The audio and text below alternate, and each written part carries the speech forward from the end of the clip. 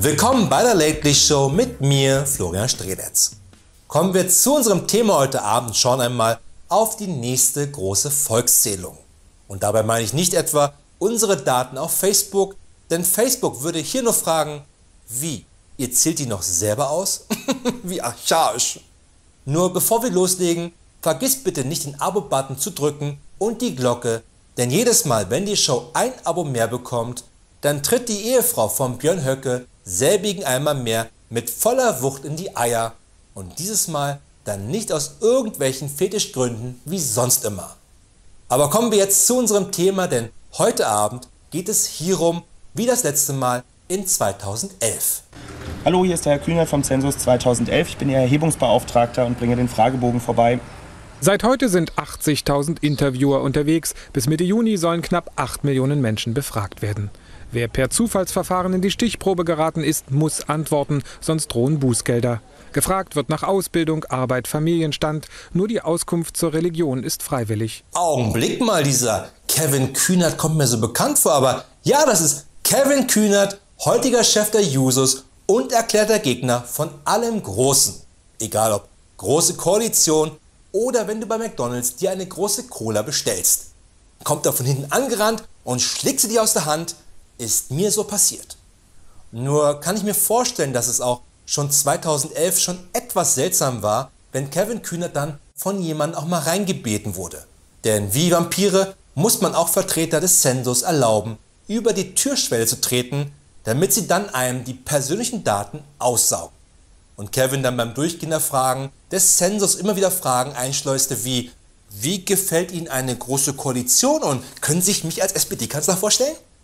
Aber heute Abend soll es weniger um die SPD gehen, deren Wähler man ja meistens an einer Hand abzählen kann, sondern um die nächste große Volkszählung in gut einem Jahr. Und wie gerade gesehen, wird dann nicht jeder einzelne Mensch in Deutschland einmal durchgezählt, sondern es wird nur eine kleine Gruppe von Menschen stichprobenartig befragt. Das war in den 1980ern bei der letzten großen Volkszählung anders.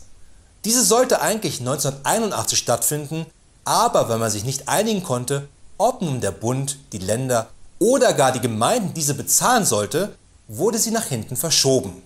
Nur zum Vergleich, unser Zensus 2021 wird nur um die 11 Millionen Menschen befragen und trotzdem verursacht das Kosten von rund 1 Milliarde Euro.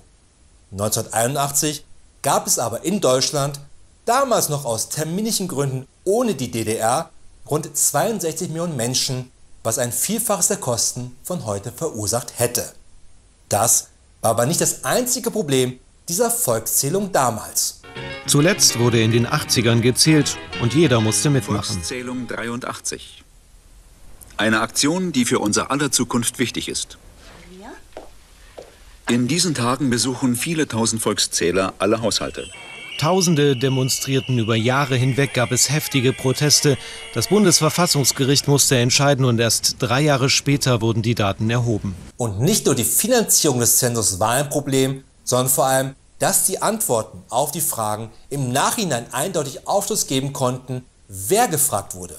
Eine Tatsache, die heute bestenfalls Achselzucken verursachen würde, weil Facebook schon mehr persönliche Daten über Menschen sammelt, die noch nicht einmal selber auf Facebook sind. Was krank ist.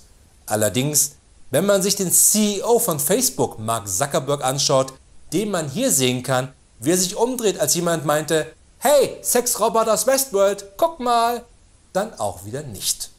Nur war das trotzdem 1983, 84, 85 und 1986 so ein großes Problem, dass dann die Fragebögen umgeschrieben werden mussten, damit überhaupt erst einmal eine gewisse Anonymität gewährleistet werden konnte.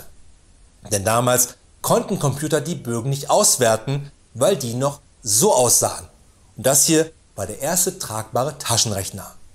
Und lange Zeit, definitiv vor Facebook und Google, war die Sorge vor einem Staat als Datenkrake größer als zu erkennen, wie wichtig ein Zensus ist. Deshalb dauerte es bis zur nächsten Volksbefragung 24 Jahre.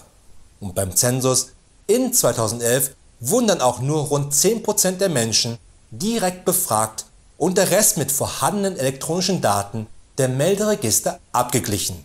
Mit dann diesem Ergebnis. Berlin bleibt die größte Stadt Deutschlands, obwohl in der Hauptstadt knapp 200.000 Menschen weniger leben als bislang angenommen. Insgesamt korrigiert das Statistische Bundesamt die Zahlen nach unten. Statt 81,7 Millionen wohnen in Deutschland nur 80,2 Millionen Menschen. Und auch die Zahl der Ausländer ist deutlich kleiner als gedacht.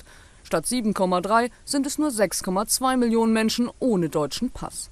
Wir Statistiker sagen, wir haben zu viel Karteileichen in den Melderegistern gehabt. Das heißt, hier sind Bestände nachgewiesen worden, die es tatsächlich nicht gibt. Ich schätze mal, das mit dem Bevölkerungsaustausch hat dann schon damals nicht funktioniert. Aber genau das zeigt nur wieder, wie wichtig ein regelmäßiger Zensus ist. Nur dank ihm weiß ein Bundesland oder auch eine Stadt überhaupt erst, wie viele Menschen in ihr leben. Denn was bringt es, wenn man mit den Daten von 1886 noch heute plant und dann in einer Stadt, wo 1886 nur 5000 Menschen wohnten und deshalb nur 10 Schulen gebaut wurden, heute in derselben Stadt 500.000 Menschen wohnen, die gerne ihre Kinder auf Schulen schicken würden, aber 10 Schulen dafür nicht reichen, weil keine mehr seit 1886 durchgezählt hat. Natürlich gibt es dafür das Meldeamt, das halbwegs weiß, wie viele Menschen in der Stadt wohnen und dementsprechend 10 Schulen nicht reichen. Aber redet das Meldeamt auch mit der Bauabteilung der Stadt? So wie die beiden sich schon seit langem aus dem Weg gehen in der Teeküche, eher nicht. Zudem dient ein Zensus auch genau dazu, um die Bestandsdaten eines Meldeamtes zu kontrollieren und die vielleicht sprichwörtlichen Karteileichen auszusortieren. Was wehtun kann, nicht nur den Karteileichen, wobei die jetzt weniger Schmerz fühlen, als die Stadt. Und gerade nach dem Zensus 2011 weiß Berlin, wovon ich rede. Wie viele Einwohner hat Deutschland? Darum ging es bei der Volkszählung 2011. Doch für manche Städte, zum Beispiel Berlin, war das Ergebnis eine böse Überraschung. Von rund 3,5 Millionen sank die Einwohnerzahl der Hauptstadt laut Zählung um 180.000 Einwohner auf rund 3,3 Millionen. Das hat finanzielle Konsequenzen. Das Land bekommt ca. 470 Millionen Euro pro Jahr weniger aus dem Länderfinanzausgleich.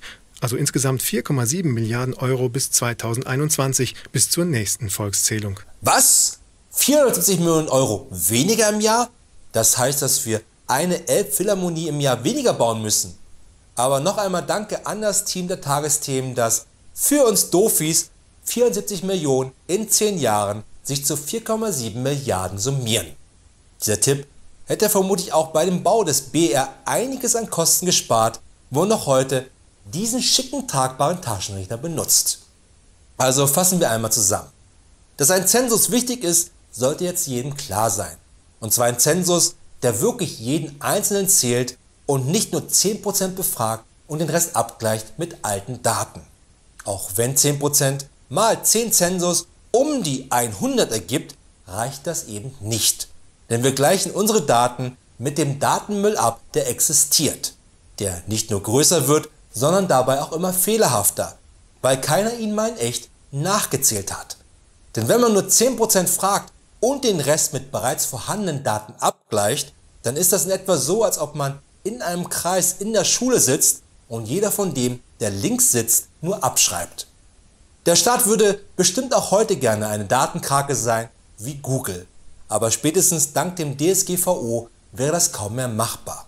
Für Google schon, weil in dem Land, wo Google sitzt, gilt alles außer der Schwerkraft, dem Datenschutz und die Steuergerechtigkeit. Google, bei Interesse einer Kooperation einfach mal anrufen, meine Nummer hast du ja eh schon. Also bitte nicht erschrecken, wenn dann wieder jemand im Mai 2021 an deiner Tür klingelt und meint: Hallo, hier ist der Herr Kühner vom Zensus 2011. Ich bin Ihr Erhebungsbeauftragter und bringe den Fragebogen vorbei. Und selbst dann wird der Kevin vermutlich mehr über das Ende der GroKo mit dir reden wollen, als über den Zensus.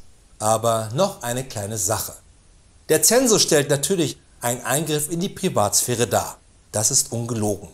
Aber ein Zensus soll helfen, unser Leben besser zu machen. Schulen dort zu bauen, wo sie gebraucht werden und nicht dort zu schließen, wo sie noch nie einer gebraucht hat, aber die Daten von 1723 es suggerierten. Wir veröffentlichen außerdem mehr private Datenscheiße auf allen sozialen Netzwerken, als ein Staat jemals von uns wissen will. Sogar China und Russland interessiert das nicht mehr. Und wenn selbst Russland aufgegeben hat, deine Facebook-Seite zu lesen, dann heißt das nur wiederum, dass du es geschafft hast, Wladimir Putin mit deinen scheiß langweiligen Urlaubsbildern zu brechen. Denn es interessiert auch keinen Staat, wie das Essen gestern beim Italiener aussah oder ob dieses Kleid weiß-gold oder blau-schwarz ist. Das ist eindeutig lila nach 5 Flaschen Absinth. Das war's wieder von der Show für heute, aber keine Sorge, wir sehen uns wieder am Freitag mit den Lately News.